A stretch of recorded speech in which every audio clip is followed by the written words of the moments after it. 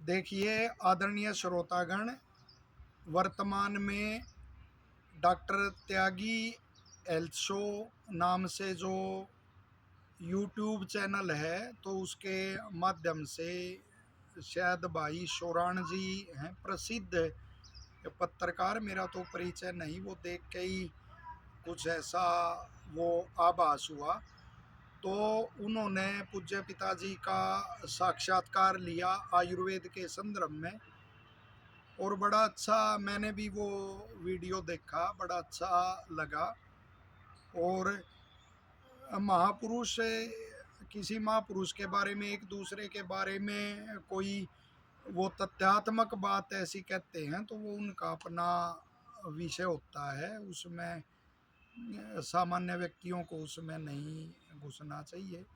जैसे ऋषि दयानंद ने किसी साधु के विषय में कोई ऐसा वो किया, कोई निष्कर्ष निकाला, तो किसी ना आपत्ति जब की किसी शास्त्रार्थ के दौरान, तो आर्य समाज की ओर से जो पंडित आर्य मुनि जी थे, तो वो अपना पक्ष रख रहे थे। उस समय जो मध्यस्थ थे महाराजा, उन्होंने कहा था कि दयानंद भी साधु था और जिसके बारे में कहा वो भी साधु थे। साधु ने साधु के बारे में क्या कहा, हम क्या इसमें कर सकते हो? आर्य मुनि ने यदि कहा हो तो मैं कुछ कर सकता हूँ। तो ये तो बड़ों की अपनी बड़ी बातें होती हैं। बाकी कोई महाशय जी, शायद नंबरदार जी हैं, उन्होंने भी वो पूज्य पिताजी की वो पोस्ट शेयर की, और उसमें उन्होंने लिख रखा है कि वो डॉक्टर कुंडू से रागनियों का तो सुनते ही रहते हो, कि ये आयुर्वेद का भी बात सुनो जो जीवन निर्माण की बातें हैं। तो निश्चित तौर पे जो महापुरुष होते हैं उनका स्वभाव ही ऐसा होता है, जानबूझकर नहीं, स्वभाव ऐसा होता है कि वो गुणों को, जैसे कछुआ अपने अंगों को सिकोड़ के रखता, उनके गुण छिपे रहते हैं। और अध जल गगरी छलकत जाए, जो वैसे वो होते, वो तो ऐसे ही वो शोर मचाते रहते हैं। तो पूज्य पिताजी का जो आयुर्वेद का वो है गुण, हमने तो अब भी घोषणा कर रहे हैं कि उनके हस्तलिखित जो वो हैं नोट्स हैं, आज भी सुरक्षित हैं और वो विश्व में ही अनुपम है। और उस समय जब वो स्थल वो करते थे, जीएमएस का कोर्स करते थे, तो उस समय जो आयुर्वेद के महाविद्वान थे वो वहाँ शिक्षा देते थे। पहले भी उनके नाम बताए हैं कि श्रीयुत योगेंद्र नाथ जी थे, श्रीयुत डॉक्टर बलबीर दत्त शास्त्री जी थे, डॉक्टर विद्यासागर थापर जी थे, और भी डॉक्टर सिंगल जी थे। तो बहुत सारे वो थे, डॉक्टर ब्रह्म स्वरूप शर्मा जी थे। तो ये सब के सब आयुर्वेद के महाविद्वान थे, और जो संस्था का संचालन कर रहे थे महंत श्रीनाथ जी, वो भी आयुर्वेद के बड़े ही पहुँचे हुए विद्वान थे। तो उस समय जब पिताजी वहाँ कोर्स करते थे तो वो इन सब के प्रिय शिष्य थे। और जो डॉक्टर योगेंद्र नाथ जी थे वो तो साधु रूप में थे कि ये जो महाभारत में लिखा हुआ है कि एक जो अध्यापक उपाध्याय है जो अध्ययन कराता है वह 10 आचार्यों के बराबर है, और जो पिता है वह फिर 10 उपाध्यायों के बराबर है, यानी उनके जितना महत्व रखता है। तो आचार्य तो वास्तव में वही है जो अध्ययन कराता है बच्चों को, वरना वैसे तो बच्चों को अध्ययन नहीं कराना और मैंने ये कर दिया वो कर दिया, वो प्रबंधक हो सकता है, वो अच्छा अध्यापक और वो नहीं है। तो अध्यापक का तो बड़ा ऊंचा दर्जा है। तो जो योगेंद्र नाथ जी थे वो तपस्वी थे, साधु थे, और केवल उसमें अपना कक्षा में ही बोलते थे, बाकी समय मौन रहते थे। ऐसा पूज्य पिताजी ने हमारे को बता रखा था। माता जी से भी सुनते थे, और उनका जो दूध आदि रखता था और प्रबंध करता था, तो वो वही बच्चा करता था जो फैकल्टी टॉप करता था, प्रथम आता था। तो पिताजी का सीनियर रखता था, फिर पिताजी प्रथम आए तो वो उनका दुग्ध आदि कमरा में कक्ष में रखते थे, और उनके लिए जंगल से अरने चुन के लाते थे, जो गायें गोबर करती है और वो सूख जाता है, तो उससे रोटी पका के वो खाते थे। और त्रिदोष पढ़ाते थे वात पित्त कफ।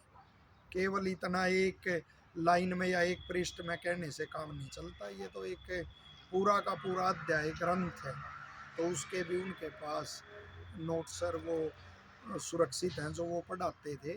तो इसी तरह डॉक्टर बलबीर दत्त शास्त्री जी थे, बड़ा ही मेडिसन के डॉक्टर विद्यासागर थापर जी तो सबके प्रिय शिष्य थे, और हर वर्ष उन्होंने फैकल्टी वहाँ से टॉप किया। और फिर वहीं उनकी आने वाले समय में नियुक्ति हुई, डेमोन्स्ट्रेटर के रूप में आरंभ में लगे। और महंत श्रीनाथ जी औचक निरीक्षण करते रहते थे।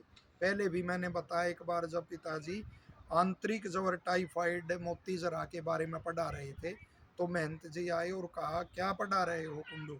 तो उन्होंने कहा कि महंत जी जो टाइफाइड के पूर्व रूप हैं आंतरिक ज्वर के वो पढ़ा रहा हूँ। तो उन्होंने पूछा तो पिताजी ने बता सिरोरु गैरुचि साधो विडवी बंदो अर्ति तमें स्फुटा स्फुटम पूर्व रूपम प्राय शाद आंतरिक जवरे, के ये आंतरिक जवर के पूर्व रूप है। महंत जी बड़े खुश हुए और तुरंत जो साथ थे उनको आदेश दिया कि इनको सीनियर लेक्चरर बना जाए।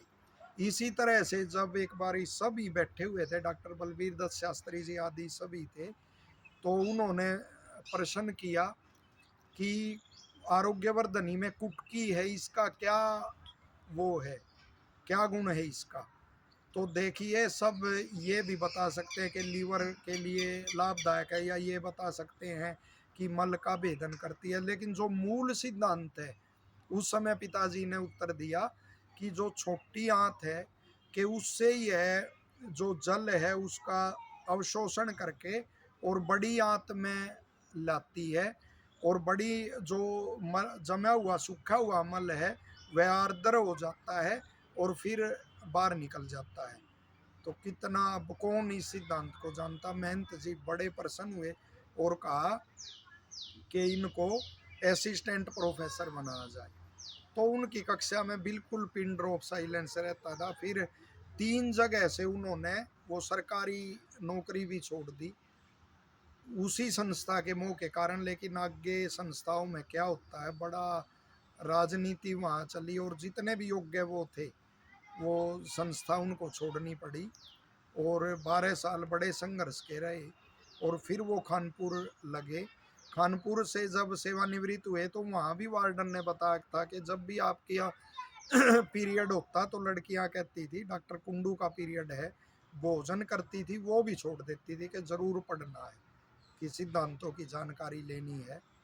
तो ऐसे व्यक्ति अनसंग हीरो होते हैं, और उन्हीं का प्रभाव रहा कि जीवन में हम कुछ कर पाए जहाँ भी रहे। कोई लंगूर बाबू आज उसमें लगा हुआ है, क्योंकि गुण होते नहीं किसी संस्था में बैठ के निंदा आदि में, तो मेरे भाई इससे काम नहीं चलता। जहाँ आप वर्षों पहले हम पढ़ा चुके, आर्य वरिष्ठ माध्यमिक विद्यालय पानीपत में पार्ट टाइम अंग्रेजी लेक्चरर के रूप में मैंने पढ़ाया। वहाँ श्री वो संजीव जी थे, वो हिंदी उसके इंग्लिश के लेक्चरर जो कन्फर्म पोस्ट पे लगे हुए थे। श्री जयपाल शर्मा जी थे, आज भी सरकारी सेवा वो देते हैं, कभी उनसे पूछो कि हम किस तरह पढ़ाते थे। फिर विद्योत्मा स्कूल है जो आसी रोड करनाल पे है, भगवाड़िया गैस एजेंसी के पास, वहाँ मैंने पढ़ाया। तो वहाँ एक पाडा गांव का लड़का आईएएस लगा हुआ है, आनंद नाम है, वो मेरे से पढ़ता था।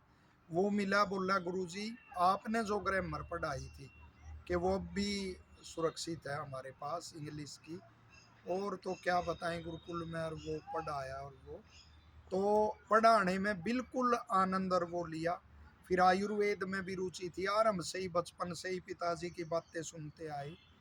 वो कहते हैं कि जैसे ये गाते हैं कि क्यों जाऊं बाहर सकी जब घर में मने भगवान मिले। तो हमारे गुरु तो घर में ही थे, हमने उनको देख के सीखा। जीवन में उतार चढ़ाव आए, लेकिन परमात्मा ने बुद्धि ऐसी दी थी कि वो जो सुनते थे वो ग्रहण हो जाता था। और फिर ऐसे मार्ग पर चले जब पढ़ाने लगे कि अब उसी मार्ग पे चलेंगे, तप के द्वारा चलेंगे। और वो बच्चे आर्य बाल भारती विद्यालय पानीपत में पढ़ाया, बच्चे वो नीट आदि करते, तो उन्होंने भी अनेक बच्चे मिले और कहा गुरुजी जो आप ग्रामर का वो देते थे ज्ञान बड़ी सरलता से और ऐसे तरीके से समझाते थे कि वो हमने नहीं देखा।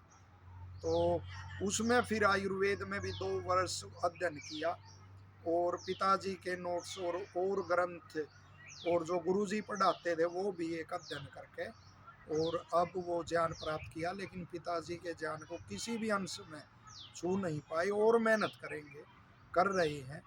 उनका जो ज्ञान है वो संग्रहित किया हुआ, वो जीवन की बहुत बड़ी पूंजी हमारे पास है। तो जिसने भी साक्षात्कार उनका लिया उनको अनंत हार्दिक शुभकामनाएं। भगवान आपको उन्नति दे कि ऐसे जो अनसंग हीरो होते हैं, उनके जो गुरु थे डॉक्टर बलबीर दत्त शास्त्री जी, देखिए कैसे होते हैं ये, जिनमें सांसारिक छल कपट दिखावे के साथ चलने का वो नहीं होता, तो वो वितादी से इतने समर्थ नहीं हो पाते। लेकिन उनकी कीर्ति फिर कहीं ना कोई गाता है।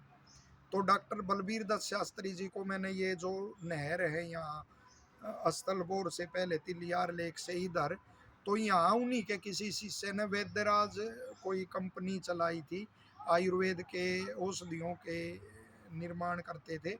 तो उनकी दुकान थी, उस पे मैंने उनको काम करते हुए देखा 10,000 रुपया में। और यहाँ भी वो ब्राह्मणवास वहाँ भी मिल के आया मैं, वहाँ वो कार्य करते थे। इतने बड़े महाविद्वान कौन हो सकता है।